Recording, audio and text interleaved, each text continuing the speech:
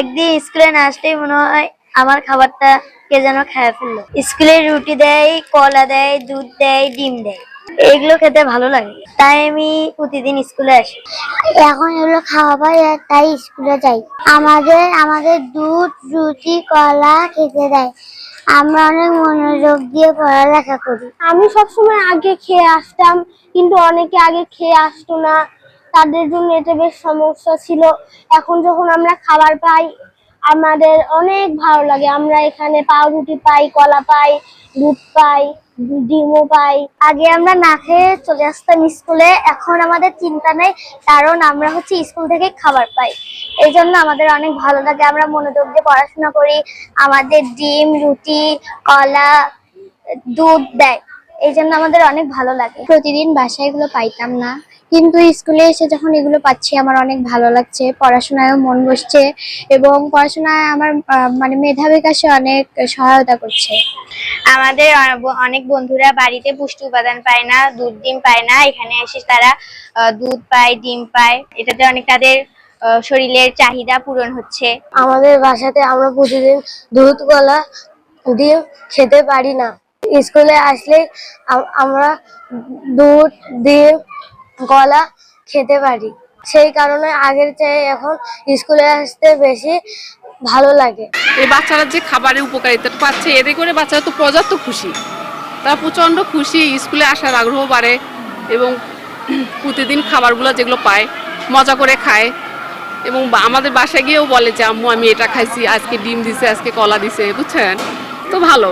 আমার বাচ্চা স্কুলে পড়ে, স্কুলে আসার আগ্রহ, কারণ মানে এখানে এসে খাবার পাচ্ছে, তারপরে ওগুলো খাইলে আবার বুদ্ধির বিকাশ ঘটে। সিলভার টিপ কন্ট্যাক্টে তৈরি নিরাপদ ও নান্দনিক ক্লিক সুইচ নির্ভরতা জীবন জুড়ে। এটা বাচ্চাদের জন্য একটা খুব সুন্দর ব্যবস্থা সরকারের মাধ্যমে হচ্ছে। আর আমি এই বাচ্চাদের জন্য সুন্দর করে গরম ডিমটা সিদ্ধ করি, সকাল 9টার মধ্যে স্কুলে পৌঁছাই পরিষ্কার পরিচ্ছন্নভাবে, যেন বাচ্চারা কখনই অসুস্থতা না হয়। এবং এর পাশাপাশি এর মাধ্যমে আমি মোটামুটি না খুব সুন্দর একটা বেনিফিট পাচ্ছি, যেটা দিয়ে আমার বাচ্চা সংসার সুন্দরভাবে পরিচালনা করা যাচ্ছে।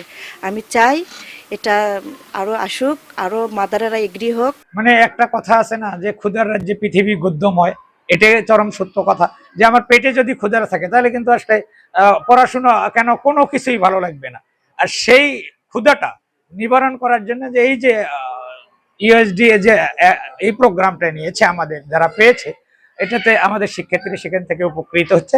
এপ্রিল মাসের 1 এপ্রিল থেকে আমাদের বিদ্যালয়ে প্রতিদিনে খাবার আসছে 656টা, মানে 90% হারে। তবে 90% হারে 656টা খাবারে আমাদের শিক্ষার্থীদের হচ্ছে আর কি।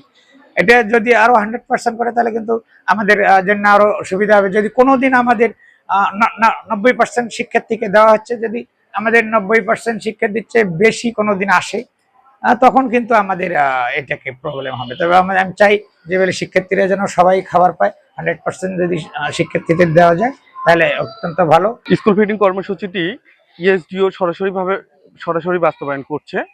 এই প্রজেক্টটি গাইবান্ধা 2টি উপজেলায় বাস্তবায়ন করছে 438টি স্কুলে।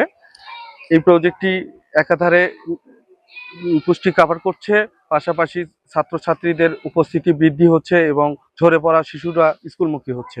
এই প্রজেক্টটি মূলত ইএসডিও মূল ঠিকাদার প্রতিষ্ঠান, তারপরও উদ্যোক্তা তৈরি করছে 438টা স্কুলের এগেইনস্টে 222 জন নারী উদ্যোক্তা তৈরি করছে। এই নারী উদ্যোক্তা তাদের কলা এবং ডিম সঠিক সময়ে স্কুলে সরবরাহ করছে। তারা একাধারে যেমন আয়ের একটা সুযোগ সৃষ্টি হয়েছে, পাশাপাশি তাদের পরিবারের সচ্ছলতা ফিরে এসেছে। এটা একটি খুব পজিটিভলি আমাদের এই 2টি উপজেলায় শিক্ষার্থীদের পড়াশোনার মান উন্নয়নে এবং ড্রপ আউটকে রোধ করার জন্য একটি দারুণভাবে কাজ করছে। আমরা প্রত্যাশা করছি যদি পুরো জেলাতে 7টি উপজেলাতেই যদি এটি চালু করা সম্ভব হয়, তাহলে আমাদের এই গাইবান্ধার যে প্রত্যন্ত অঞ্চলের যে স্কুলগুলো রয়েছে, যেখানে ড্রপ আউটের সংখ্যা বেশি এবং শিক্ষার্থীদের পড়াশোনার মান বৃদ্ধির লক্ষ্যে যদি স্কুল ফিডিং কর্মসূচিটি সারা জেলায় চালু করা যায়, সেক্ষেত্রে শিক্ষার মান অনেক বেশি বাড়বে এবং ড্রপ আউট কমে আসবে।